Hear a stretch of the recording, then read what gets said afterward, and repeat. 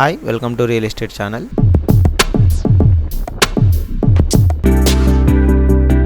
Pharma city రద్దుకు సంబంధించింది. ఈ ఫార్మాసిటీ రద్దు అనేది తెలంగాణ ఏర్పడిన తర్వాత అప్పటి ముఖ్యమంత్రి కేసీఆర్ ఏమాట మాట నీళ్లు, కరెంటు, తెలంగాణ ఒక మౌలికమైన ఒక గుణాత్మకమైన మార్పు దిశగా చేసిన ఒక ప్రయత్నం ఉన్నది. ఆ ప్రయత్నంలో ఇవాళ ఫార్మాకు ప్రపంచవ్యాప్తంగా డిమాండ్ ఉన్నది.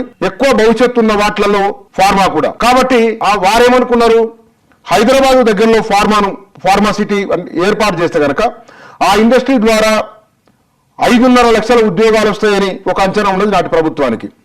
దగ్గర 20,000 ఎకరాల భూసేకరణ చేయాలని భావించింది. ఇందుకోసమై ఇప్పటికే 13,000 ఎకరాల భూసేకరణ జరిగింది. ఈ భూసేకరణ జరిగిన మండలాలు కూడా కందుకూరు, యాచారం, కడతాల్. ఇవి హైదరాబాద్ నగరానికి ఆనుకొని ఉన్నాయి. వీటిలలో గత కొన్నాళ్లుగా అక్కడ భూసేకరణ జరుగుతున్నది. 9,000 ఎకరాల వరకు ప్రభుత్వ భూమి ఉన్నది. మిగతాది రైతుల నుంచి సేకరించాలి. ఈ మొత్తం సేకరించింది 13,000 ఎకరాలు. మిగతా ఇంకా సేకరించాల్సి ఉన్నది.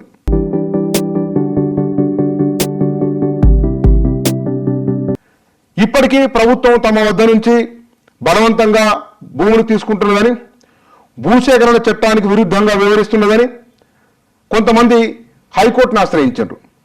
అక్కడ న్యాయపరంగా కొన్ని చిక్కులు వచ్చి అయిపోయింది. కేంద్ర ప్రభుత్వం నుంచి ఇక్కడ పరిశ్రమ ఏర్పాటు చేయడానికి అన్ని రకాల అనుమతులు వచ్చినాయి.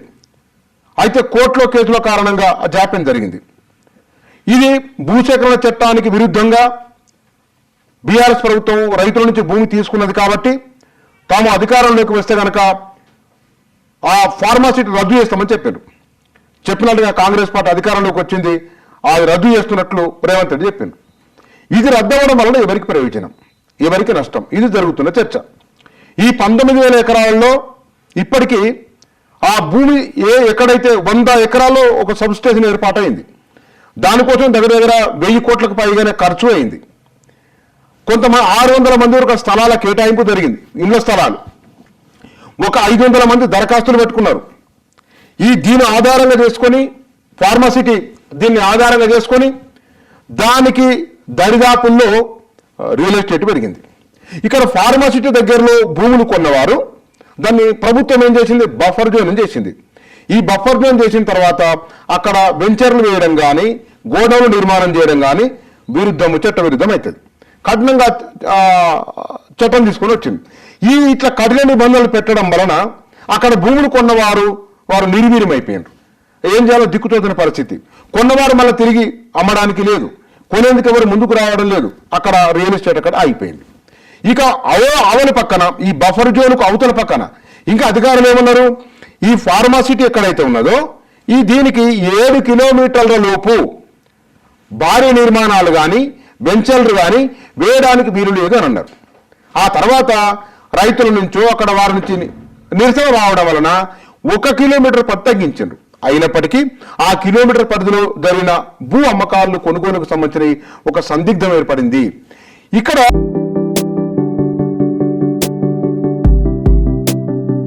బఫర్ జోన్ చెప్పారు కాబట్టి దీనికి ఆవల పేరు మోచిన పెద్ద పెద్ద రియల్ ఎస్టేట్ సంస్థలు వెంచర్లు, విల్లాలు నిర్మాణం జరుగుతున్నది. ఈ వెంచర్ల నిర్మాణం జరుగుతున్నది కాబట్టి హైదరాబాదులో ఎక్కువ రియల్ ఎస్టేట్ జరుగుతున్నది కూడా ఆ భాగంలోనే. ఇప్పుడు ప్రభుత్వం వచ్చి వాటిని రద్దు అన్నది.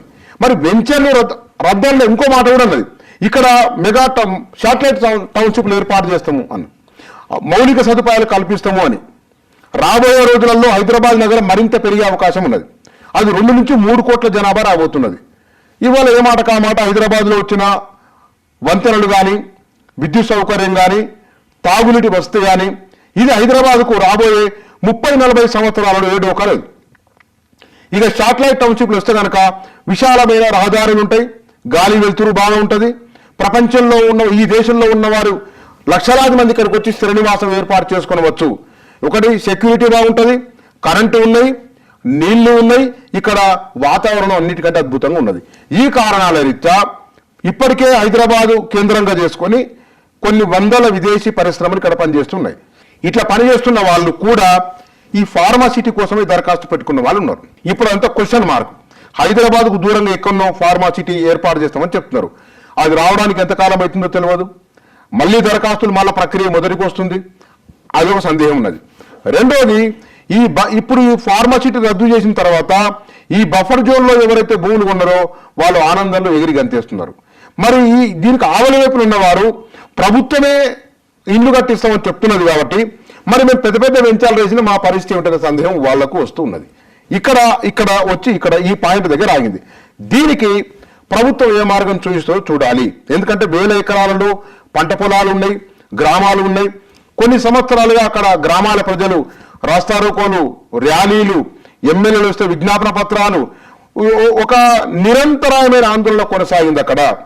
కాబట్టి ఇప్పుడు రద్దయిపోయింది. ఆయా గ్రామాల ప్రజలు ఆనందం వ్యక్తం చేస్తున్నారు. అక్కడ ఇప్పటికే కొన్ని రోడ్లైనాయి, విద్యుత్ సబ్ స్టేషన్లు ఏర్పాటు జరిగిపోయింది, ఆ ఏరియాలో ఒక పోలీస్ స్టేషన్ వచ్చింది. ఇదంతా ఏం చేయబోతారు, దీన్ని ఎట్లా మలచబోతున్నారో చూడాలి. సరే, పోలీస్ స్టేషన్ అక్కడ మెగా టౌన్షిప్ ఏమైనా వస్తే కనుక, లేదా శాటిలైట్ టౌన్షిప్స్ వస్తే కనుక అక్కడికి ఉపయోగపడుతుంది అనుకుందాం. మిగతా విషయాల్లో ఏం చేస్తారు, దీనికి ఆల్టర్నేట్ ఏం చూపిస్తారో చూడాలి. అయితే బీఆర్ఎస్ చేస్తున్న డిమాండ్ ఏమిటంటే ఫార్మా కోసం తీసుకున్న భూములు కాబట్టి వాటిని తిరిగి మళ్ళా రైతులకే ఇవ్వండి అని డిమాండ్ చేస్తున్నది. కాంగ్రెస్ ప్రభుత్వము నిన్న రేవంత్ రెడ్డి చెప్పిన మాట, భవిష్యత్తు అవసరాలను దృష్టిలో ఉంచుకొని అక్కడ నిర్మాణం చేస్తాం అని అన్నారు, గృహాల నిర్మాణం చేస్తామన్నారు. అది ఎట్లా ఉంటుంది, ఇక ఫర్దర్గా దానిపైన మళ్ళీ సమీక్ష ఏం చేయబోతున్నారో చూడాలి. ఫార్మాసిటీ విషయము ఇది.